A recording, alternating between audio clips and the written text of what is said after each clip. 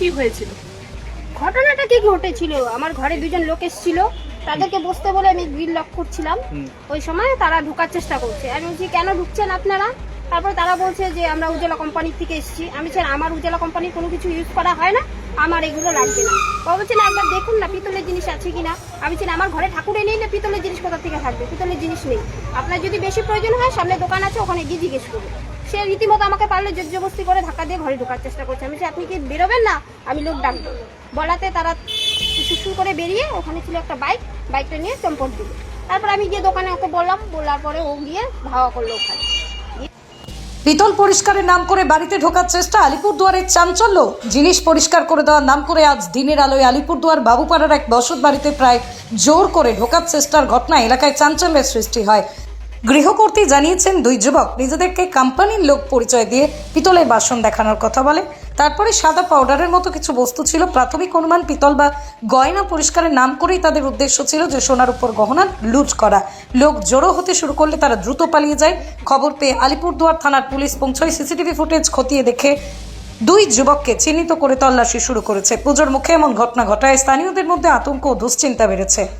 এলাকার সামান্য উত্তেজনা রয়েছে। ব্যুরো রিপোর্ট, দ্য ফোর্থ কলার।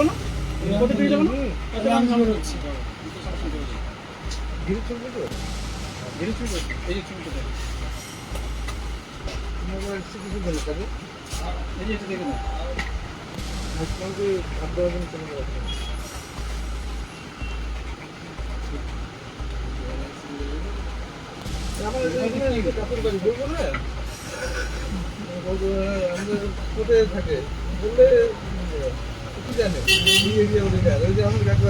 সকালে দেখা হয় আমাদের কাকু আছে আমার ধমকিতে গেলে হবে বলে দেবো যুক্তি দিবে না আমার বড় থাকুন কি বড় থাকুন তোমরা আমি আগালাম বুঝলা কথা বলি আমি থাকবো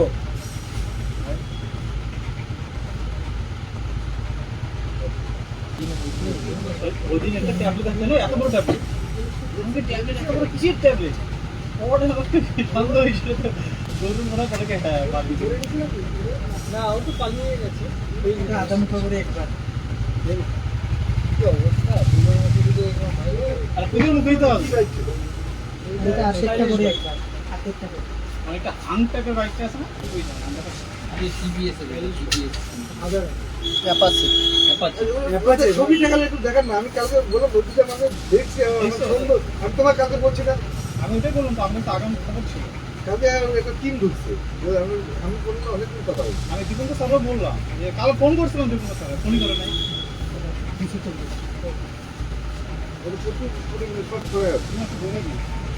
প্রচুর বললাম না এই ছবি ওদের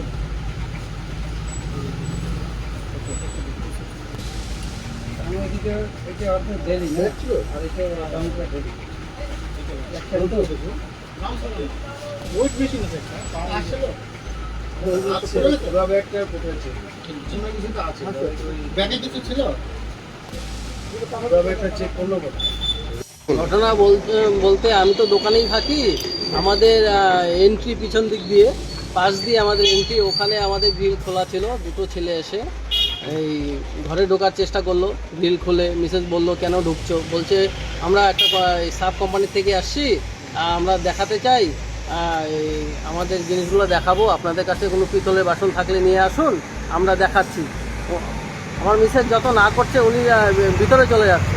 গ্রিল ধাক্কা দিয়ে খুলে দরজার সামনে চলে গেল। তারপরে আমাদের ঘরে আরও লোকজন ছিল, ওরা না করছে, শুনছে না। তারপরে একজন মাসি বলল যে আপনি সামনে যান, এখানে কেন আসছেন আপনি? তারপরে বেরিয়ে চলে গেল, দোকানে আর ঢোকেনি। তারপরে আমাকে বললো মিসেস এত ডাকাডাকি করলাম, তুমি শুনতে পেলে না? আমি দোকানে ছিলাম, কাস্টমার ছিল। তখন আমি আমার ক্যামেরায় দেখলাম যে এইদিকে চলে গেল।